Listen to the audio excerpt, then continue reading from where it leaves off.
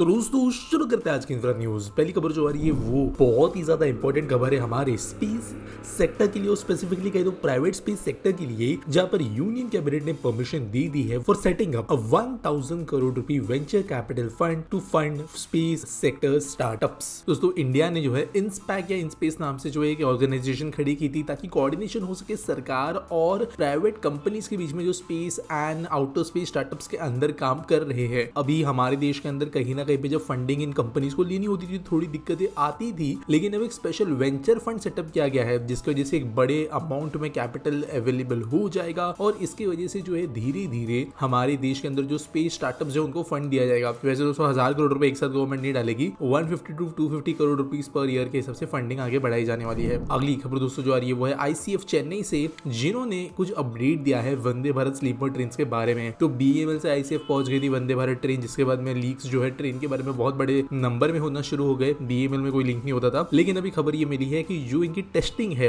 वो नवंबर first week से शुरू की जाएगी। तो यहाँ पे ऑब्वियसली स्लीपर ट्रेन है, ज्यादा लंबी टेस्टिंग की जाएगी, कई फैसिलिटीज है उनकी टेस्टिंग की जाएगी। नई ट्रेन है तो सेफ्टी ट्रायल्स होंगे, उसके लिए काफी समय लगेगा। और अभी जो खबरें आ रही है वैसे रूट्स के बारे में, उनके बारे में हमको भी कंफर्म नहीं कह सकते जब तक फाइनलाइज चीजें होती नहीं है। वैसे वंदे भारत स्लीपर है तो रूट थोड़ा लंबा ही होगा, लेकिन टेस्टिंग जो है नवंबर से शुरू हो जाएगी, ये खबर मिली है। अगली खबर दोस्तों जो आ रही है वो है एनएचआरसीएल या national high speed rail corporation limited से, जो कि बुलेट ट्रेन बनाने का काम कर रही है और उन्होंने सक्सेसफुली लॉन्च कर दिया है एक और नया स्टील ब्रिज, जो इनका 5वां स्टील ब्रिज है सेक्शन के अंदर, जो कि मुंबई अहमदाबाद के बीच में बन रहा है। तो दोस्तों 28 ऐसे वैसे ब्रिजेस है जिसमें से ये 5th था और ये 60 मीटर लेंथ का एक ब्रिज था जो कि लॉन्च किया गया बजुआ छायापुरी के बीच में, जो कि वेस्टर्न रेलवे के बगल में ही आता है। 12.5 मीटर की हाइट है ब्रिज की, 14.7 मीटर की विड्थ है और इसको बछाऊ में जो है फैब्रिकेट किया गया। अगली खबर दोस्तों जो आ रही है वो है आरआरटीएस या हमारे रैपिड रेल ट्रांजिट सिस्टम से रिलेटेड, या फिर कहे तो रैपिड एक्स, या फिर कहे तो नमो भारत, जो भी अलग अलग नाम दिए हैं ट्रेन से उससे रिलेटेड, जहां पर कुछ चेंजेस किए जा सकते हैं आने वाले रैपिड एक्स रूट्स के अंदर। तो दोस्तों मैंने आपको कुछ दिन पहले खबर दी थी कि पानीपत और अलवर को कनेक्ट करने के लिए अगले 2 आरआरटीएस बनाने का काम गवर्नमेंट जल्दी शुरू करेगी और नेसेसरी अप्रूवल्स दिए गए हैं। लेकिन अभी यहाँ पे एक खबर ऐसी आ रही है कि गुरुग्राम, फरीदाबाद और जेवर एयरपोर्ट के बीच में एक आरआरटीएस लाइन बनाने के हिसाब से प्लानिंग चल सकती है। प्रोबेबिलिटी ये है कि कुछ जो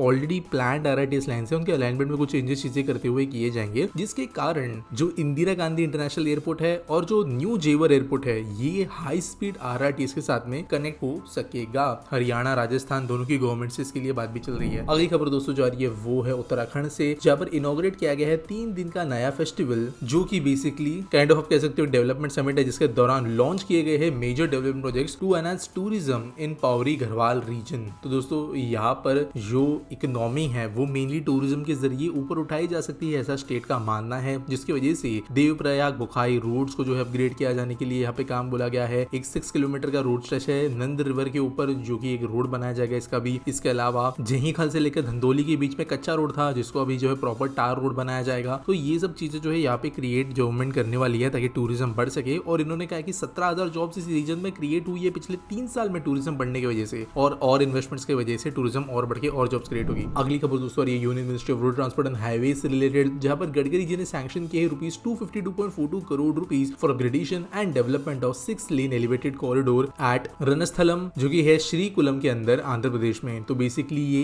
एक बहुत ही इंपॉर्टेंट फ्लाईओवर आप कह सकते हो, जो ट्रैफिक कंजेशन को इस रीजन में कम करेगा। जिन शहरों में बाईपास नहीं बन सकता उन शहरों के अंदर हाईवे फ्लाईओवर बाईपासेस बहुत इंपॉर्टेंट रोल निभाते हैं, क्योंकि जो है पूरे शहर को वो बाईपास कर सकते हैं। मुंबई नासिक हाईवे के ऊपर जो नासिक का फ्लाईओवर है, वन ऑफ द बहुत प्राइम एग्जांपल इस चीज का, सिमिलर चीज यहाँ पे की जाने वाली है। अगली खबर दोस्तों आ रही है दालमिया सीमेंट से रिलेटेड, जिन्होंने कहा कि वो सेटअप करेंगे एक नया सीमेंट प्लांट जिसकी कैपेसिटी होगी 4 मिलियन टन पर एनम की, और ये होगा मध्य प्रदेश में। 3000 करोड़ रुपए इसके लिए वो खर्च करेंगे। और इन्होंने ये कहा है कि देश का पहला सीमेंट प्लांट होगा जो कि रन करेगा 100% रिन्यूएबल एनर्जी पे। तो यहाँ पर एक 5th रीजनल इंडस्ट्री कॉन्क्लेव हो रहा था रेवा डिस्ट्रिक्ट मध्य प्रदेश में, जहां पर ये अनाउंसमेंट की गई। वैसे दालमिया सीमेंट की अनाउंसमेंट बड़ी है, लेकिन इसके अलावा टोटल 31,000 करोड़ की और इन्वेस्टमेंट्स भी यहाँ पर अनाउंस हुई है, जो कि 28,000 जॉब्स क्रिएट करेगी। आज का स्पीटी सॉल्व के बारे में बात करें तो वेरिस मोहित पूछते हैं, why is government not simultaneously doing DPR और land acquisition for Ahmedabad Delhi bullet train? I think it will be easier politically for fast land acquisition in states covering this route, and Delhi Mumbai corridor will be more beneficial than just Ahmedabad Mumbai. Is it due to financial constraints? तो देखो financial constraints one of the primary reasons obviously यहाँ पर निकल कर आता है। अब इसका मतलब ये नहीं कि पैसा है नहीं, प्रॉब्लम ये है कि जिस तरीके से इनिशियल बुलेट ट्रेन को फंड किया जा रहा है उसके पैटर्न के अंदर ऐसे से पहले से तैयारी करना जो है थोड़ा मुश्किल पड़ता है। फॉर एग्जाम्पल अभी अगर हम देखें करंट बुलेट ट्रेन के अंदर तो जापान से एक बहुत बड़ा अमाउंट जो है हमें बहुत लो इंटरेस्ट पर मिल रहा है, जिसके साथ में बुलेट ट्रेन बना रहे हैं। अब आगे की बुलेट ट्रेन लाइन जो है उसके लिए भी अगर similar pattern of funding expected जो है वो करनी होगी तो फिर उसके लिए जापान को पैसा देना जरूरी है। अब जब तक पहली लाइन रेडी नहीं होती, एक पायलट प्रोजेक्ट सक्सेसफुल नहीं होता, जायका को भी समझ में नहीं आता है कि कितनी फीजिबिलिटी क्या नहीं है, तो आगे की फंडिंग आने के लिए मुश्किल है। एट द सेम टाइम दोस्तों एक बात समझना जरूरी है कि मुंबई अहमदाबाद एक पायलट प्रोजेक्ट है। आपको एग्जांपल देता हूँ, जब पहली वंदे भारत भरी तो 2 रिग्स बनाए गए और फिर इन 2 रिग्स को जो है कुछ सालों तक चलाया गया। इनफैक्ट उनकी साल भर से ज्यादा की टेस्टिंग चली थी। उसके बाद में थोड़ा पॉलिटिकल इश्यूज की वजह से जो है थोड़ा और 1.5 साल डिले हुआ, लेकिन फिर उसके बाद में हमें मास प्रोडक्शन होता हुआ देखने मिला वंदे भारत ट्रेन का। ये प्रोजेक्ट्स के लिए भी होता है। हमने सीमेंट एक्सप्रेसवेज बनाते हो ये किया है, हमने सी ब्रिजेस बनाते हो ये किया है, हम टनल्स बनाते हो ये कर चुके हैं कि हम कुछ जो प्रोजेक्ट्स होते हैं पहले बनाते हैं, कंप्लीट करते हैं, फाइनेंशियल इश्यूज उसके अंदर क्या आते हैं उनको समझते हैं, वो कंस्ट्रक्शन इश्यूज क्या आते हैं उनको समझते हैं। वहां पे सब चीजें जब समझ जाते हैं तो उसकी टेस्टिंग के बाद में एक्चुअल रियल लाइफ परफॉर्मेंस के बाद में आगे की प्लानिंग बेहतर की जा सकती है, चाहे वो रूट हो, फाइनेंसिंग हो, कंस्ट्रक्शन हो, सब चीजों के हिसाब से। और करंट अगर हम गवर्नमेंट को देखें तो यहाँ पर प्रायोरिटीज थोड़ी शिफ्ट हो रही है इंफ्रा से दूसरी तरफ भी। हालांकि इंफ्रा में ऐसे नहीं कि बहुत बड़ा कट कर दिया गया है, लेकिन ऑब्वियसली आप जानते हो गवर्नमेंट जो है अलग अलग स्टेट लेवल पे, नेशनल लेवल पे दोनों जो है पैसे दूसरी जगहों पे लगा रही है। तो यहाँ पे कहीं ना कहीं पे इस तरीके के प्रोजेक्ट में अभी इतना ज्यादा पैसा अटका देना सही नहीं नजर आता। मेरे हिसाब से भी पहले अहमदाबाद तक का रूट रेडी होना चाहिए, जो मोस्टली एक काफी सक्सेसफुल रूट होगा, जिसके बाद में जो है kind of acceptability between public भी बढ़ेगी। और जिस तरीके से हमने मेट्रोस के साथ भी देखा और जैसे मैंने रोड टनल्स का भी एग्जांपल दिया, वैसे हमें बाकी प्रोजेक्ट्स के लिए फिर बहुत ज्यादा डिले देखने को नहीं मिलेगा, क्योंकि एक बार अगर आप कहते हो जो पैटर्न है उसको क्रैक कर लिया तो उसके बाद में इतना डिले लैंड वगैरह में नहीं होता। महाराष्ट्र का इशू बहुत अलग था क्योंकि पार्टीज अलग थी। उम्मीद करता हूं आपको सवाल का जवाब मिल गया होगा। आपके पास कोई सवाल है आप कमेंट सेक्शन में मुझे पूछ सकते हो। वीडियो अच्छी लगी होगी तो आप जरूर चैनल को सब्सक्राइब करिए, नोटिफिकेशंस ऑन करिए, और अगर आपको कोई न्यूज सबमिट करनी है तो उसके लिए भी आपको डिस्क्रिप्शन में एक लिंक मिल जाएगी। मिलेंगे अगले वीडियो में।